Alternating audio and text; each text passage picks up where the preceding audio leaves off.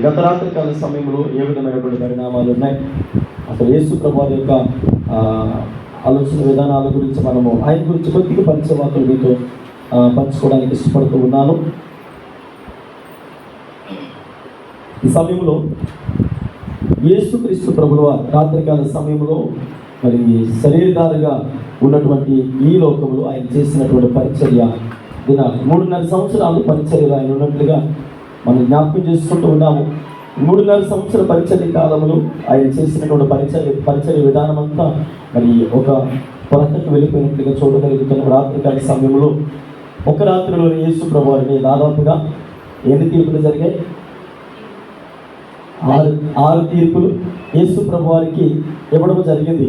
ఇక్కడ మనం జ్ఞాపకం చేస్తున్నప్పుడు మొట్టమొదటిగా మతపరమైనటువంటి తీర్పులు 3, ప్రభుత్వపరమైనటువంటి తీర్పులు 3. అనగా యేసుక్రీస్తు ప్రభువారు యోధా మతానికి లేదా యోధా జనాంగానికి వ్యతిరేకంగా ఉన్నాడని, మరి దేవుని కుమారుడని తనను తాను చెప్పుకుంటూ ఉన్నాడు అని యేసు ప్రభువారిని మతానికి వ్యతిరేకస్తుడిగా ఆ తప్పుడు బోధలు బోధిస్తున్నాడు అని 3 తీర్పులు రాత్రికాల సమయంలో జరిగాయి. అలానే అదే సమయంలో మరి ప్రభుత్వానికి, రోమా సామ్రాజ్యపు అధికారానికి వ్యతిరేకంగా యేసు ప్రభువారు ఉంటూ ఉన్నాడని ఆయనను మరి 3 తీర్పులు, ప్రభుత్వం వ్యతిరేకస్తుడిగా 3 తీర్పులు, మొత్తం మీద 6 తీర్పులు యేసుక్రీస్తు ప్రభువు వారి కొరకు చేయడం జరిగింది.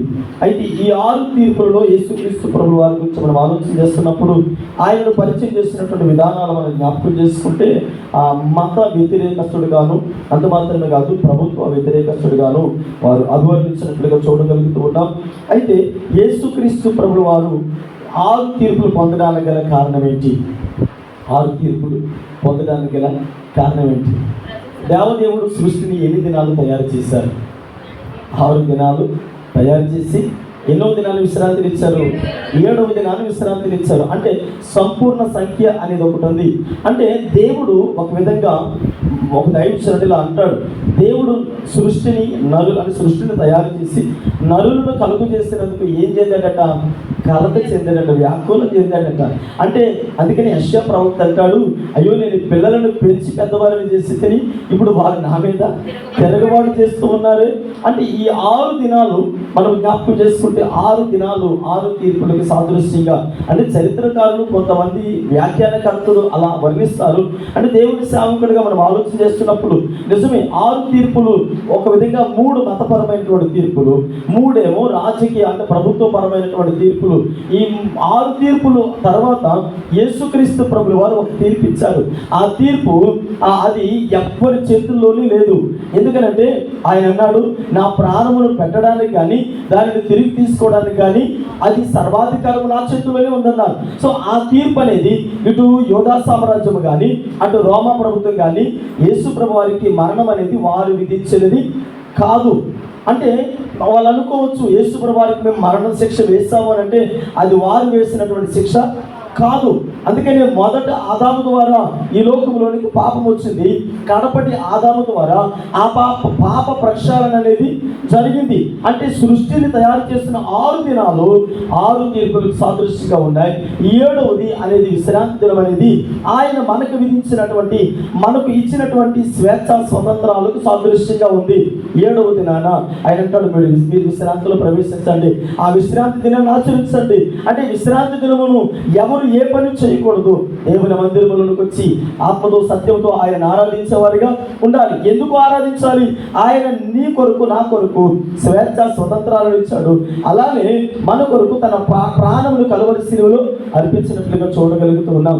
ఈ 7 మాటలు ధ్యానాంశములు మనం జ్ఞాపకం చేసుకుంటే ఇక్కడ కొన్ని అర్థాలు ఉన్నాయి. మొట్టమొదటిగా అంటే ప్రిపేర్ అయిన వారు ఆలోచనలు ఉంటాయి. మళ్ళీ పాస్టర్ 7 మాటలు ఆయన చెప్పేది, మాకెందుకు సమయం ఉండని అనుకుంటారు కనుక నేను అందులోకి వెళ్ళడం లేదు. కానీ యేసు ప్రభువు మనస్సులో ఒకటి, మనుషులను తయారు చేసినటువంటి విధానమును బట్టి బాధపడుతూ ఉండాలి, భక్తి విధానములు పడిపోవడాన్ని బట్టి వేదన పడుతూ ఉన్నాడు. అరే దేవుడు ప్రేమ ఆప్యాయతలు నేర్పించాడు కదా, బాంధవ్యాలు నేర్పించాడు. ఈరోజు బాంధవ్యాలు అనేవి దేవుని బిడ్డలలో లేవు అనేది ఈ మధ్యకాలంలో లేటర్ డేస్లో మీకు పరిచయం చేశాను.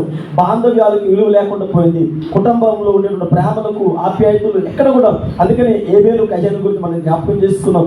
అంటే ఈ పరిస్థితులు మనం జ్ఞాపకం చేసుకుంటున్నప్పుడు జ్ఞాపకం చేసుకుంటున్నప్పుడు చాలా రకాలైనటువంటి పరిస్థితులు ఉన్నాయి. రెండు ఉమ్మడి బాంధవ్యాలు పోయాయి. ఆ తర్వాత ఆ పశ్చాత్తాప గుణము, అది చేసిన తప్పుకు పశ్చాత్తాపం చెందేటువంటి పరిస్థితులు ఎక్కడ కూడా కనబడడం లేదు.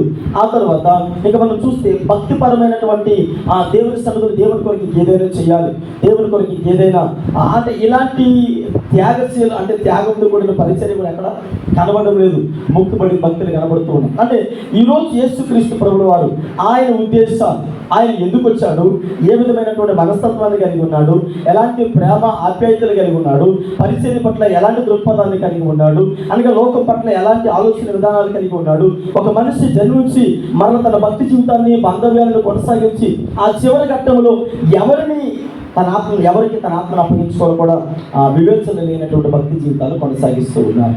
ఇప్పుడు మనుషులు అడిగామనుకోండి, ఎవరైనా భక్తి జీవితం కొరకు ఏమని ఆలోచిస్తున్నాం అంటే చచ్చినోడు కన్ను ఎంతో పైన అప్పుడు బతుకున్నప్పుడు ఎంజాయ్ చేయాలండి. బ్రతుకున్నప్పుడు ఇవన్నీ మానేసుకొని చచ్చిపోయిన తర్వాత ఎలాగా చచ్చిపోతాం కదా, ఆ తర్వాత దేవుడే చూసుకుంటాడు అంటారు.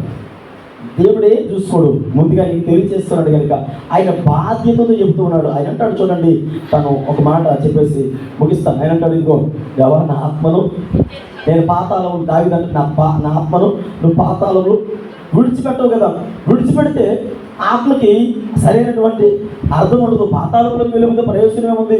ఒకటి, మీరు ఎలా బ్రతకాలో నేర్పించాడు, ఎలాంటి బాంధవ్యాలు కలిగి ఉండాలో నేర్పించాడు, ఎలాంటి ప్రేమను చూపించాలో నేర్పించాడు, ఎలాంటి క్షమాగుణాన్ని ఉండాలో చూపించాడు, ఎలాంటి పరిచయం కొనసాగించాలో, పరిచయం పట్ల ఎలాంటి దృక్పథం కలిగి ఉండాలో, చివరికి నీ ఆత్మను ఎవరికి అప్పగించాలో కూడా చక్కగా అరటిపండు వలిసి తెలిపించినట్టు అన్ని నేర్పించి ఆయన 6 దినాల గురించి ప్రత్యేకత చెప్పి 7వ దినాన అనగా ఈ 6 తీర్పుల తర్వాత ఆయన అంటాడు, నేను విశ్రాంతిలో ప్రవేశిస్తూ ఉన్నాను, నాకు మరణ శిక్ష ఏ ఒక్కరు విధించదు కాదు, నా ప్రాణమును పెట్టడానికైనా దాన్ని తిరిగి తీసుకోవడానికైనా నాకు అధికారం ఉందన్నాడు. కనుకనే ఆయన మరణించి ఆ తర్వాత మిగతాది ఆదివారం మాట్లాడుకుందాం. కనుక ఈ దినమునకు ప్రత్యేకించబడినటువంటి ఈ 7 మాటల ప్రాధాన్యత సాధ్యమైనంత వరకు ప్రతి ఒక్కరు ప్రార్థనాపూర్వకంగా ఉండాలని, మరి బిడ్డలు ఎంతో ప్రయాసపడి ప్రార్థనాపూర్వక దేవుని సన్నిధిలో మరి వాక్యాన్ని వింటున్నప్పుడు మనము వారికి సహకరించి ప్రార్థనాపూర్వక దేవుని వాక్యాన్ని అంగీకరించి మనందరం కూడా దేవుని సన్నిధిలో ఆధ్యాత్మికంగా బలపడాలని నా మాటలు ముగిస్తూ ఉన్నా. చిన్న ప్రార్థన చేసుకుని అధ్యక్షుల వారిని వేదిక మీదకి ఆహ్వానిస్తాను. ప్రార్థన చేసుకున్నాం. తండ్రి, మీకు వందనాలు. సర్వోన్నతిగా కృప కలిగిన మా ప్రభావ మీకే మహిమ చెల్లిస్తూ ఉన్నాను. అయా ఉదయ కాలం